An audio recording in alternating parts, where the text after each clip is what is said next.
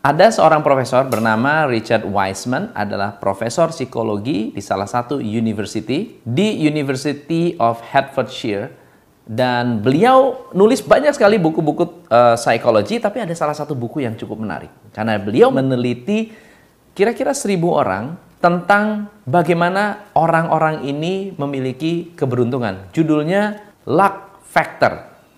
Dan yang menarik adalah dari 1.000 orang, 80% tidak beruntung.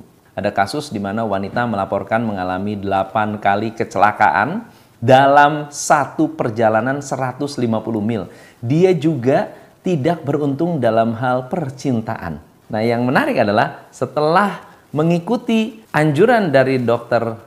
Richard, dia mengalami transformasi yang luar biasa.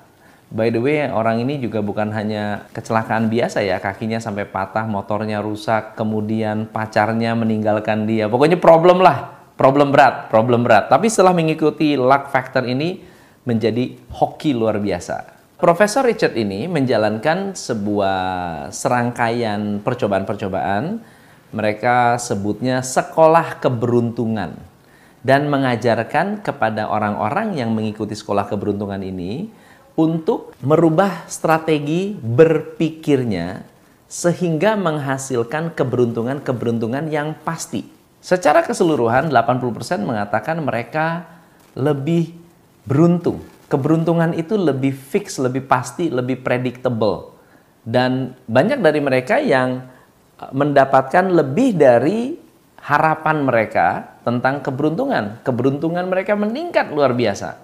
Lalu yang menarik adalah bukan hanya mereka lebih beruntung, mereka lebih optimis dan lebih bahagia.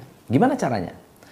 Langkah pertama, Anda harus meningkatkan potensi peluang. Jadi strategi pertama menurut Richard Wiseman adalah Anda harus meningkatkan potensi peluang. Katanya begini, kalau Anda diam di rumah, peluang Anda untuk mendapatkan customer kecil.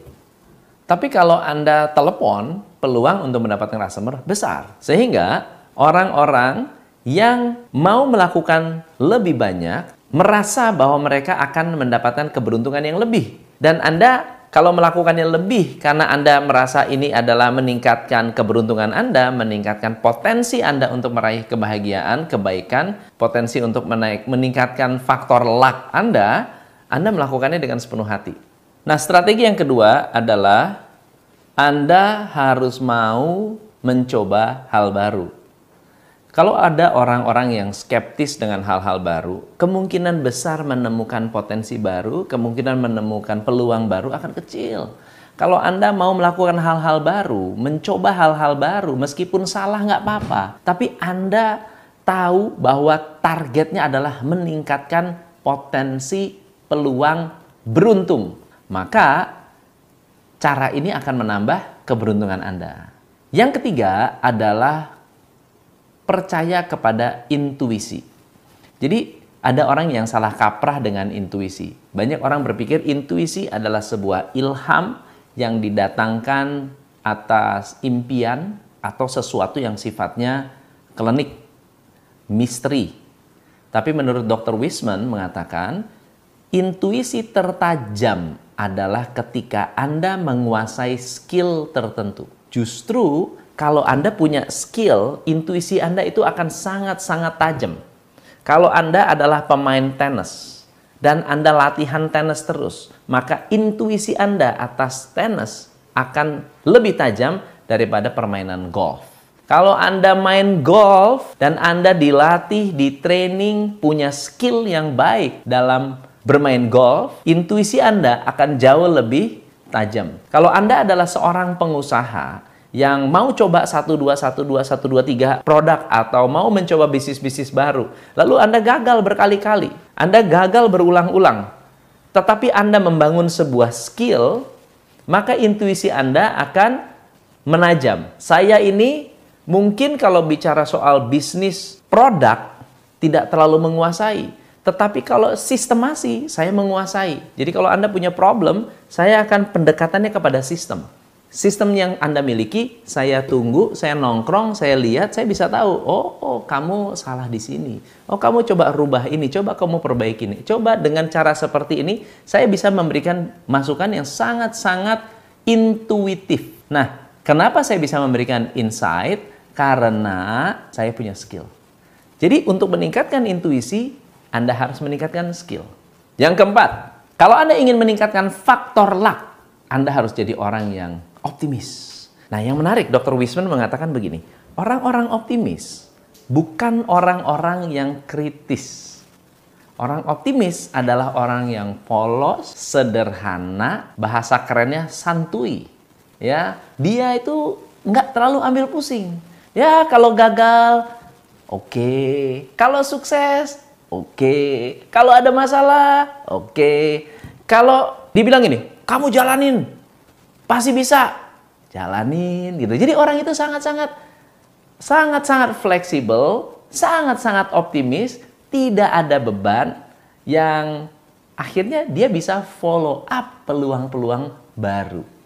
Yang kelima, orang-orang yang luck-nya bagus, mereka selalu berpikir positif dalam segala situasi. Dia berpikir positif dalam segala situasi. Misalnya contohnya gini, jalanan macet. Nah, pertanyaannya adalah, orang-orang yang kesel dengan kemacetan akan marah dengan kemacetan, memiliki kemampuan untuk lebih positif terhadap kemacetan, lebih bisa memanfaatkan kemacetan untuk menciptakan peluang-peluang baru. Misalnya contohnya, ada lu, wah nih ojek nih, tukang ojek nih bikin kesel nih, bikin macet nih, harga ojek beginilah, kadang-kadang kalau kita butuh nggak ada, itu adalah sebuah problem. Kalau kita bikin kesel, maka kita jadi kesel. Tetapi ada orang yang memanfaatkan itu menjadi sebuah bisnis, maka muncullah yang namanya Gojek. Atau mungkin ada orang yang, aduh saya pengen tinggal di hotel tapi kok susah ya nyari hotel ya, mesti telepon kemana nggak tahu. Bikin aja aplikasi yang namanya Traveloka. Akhirnya, atau Agoda. Akhirnya muncullah peluang baru. Jadi mereka adalah orang-orang yang positif dalam segala hal. Justru hal-hal negatif dijadikan hal positif. Yang keenam, orang-orang yang merasa beruntung atau orang-orang yang beruntung, dia punya perasaan beruntung. Dia selalu berpikir positif, optimis, dan selalu merasa dirinya beruntung. Orang-orang yang merasa dirinya beruntung adalah orang yang bersyukur, dan ketika dapat masalah, dia selalu melihat hal positif dalam segala hal. Orangnya pantang menyerah, selalu merasa abis ini ada untungnya, abis ini pasti ada untungnya, abis ini pasti ada untungnya, abis ini pasti saya dapat hal baru. Jadi selalu memungkinkan dia meluangkan lebih banyak waktu untuk memanfaatkan potensi-potensi yang mereka sudah miliki dan membuat mereka bekerja keras. Karena apa? Karena mereka bersyukur. Kena masalah bersyukur, dapat penghargaan bersyukur juga. Yang terakhir teman-teman, orang-orang yang beruntung adalah orang-orang yang cerdas. Saya katakan cerdas, artinya mereka tidak terpengaruh oleh apa kata orang. Mereka memutuskan kondisi sukses mereka sendiri. Mereka memutuskan apa yang mereka inginkan dan mereka mengejar apa yang mereka inginkan. Nggak hanya sekedar mereka mau bekerja, that's it. Tapi mereka memutuskan tidak dipengaruhi oleh apa kata orang. Dia tidak dipengaruhi, nggak sensi, nggak baperan, nggak dikit-dikit tersinggung.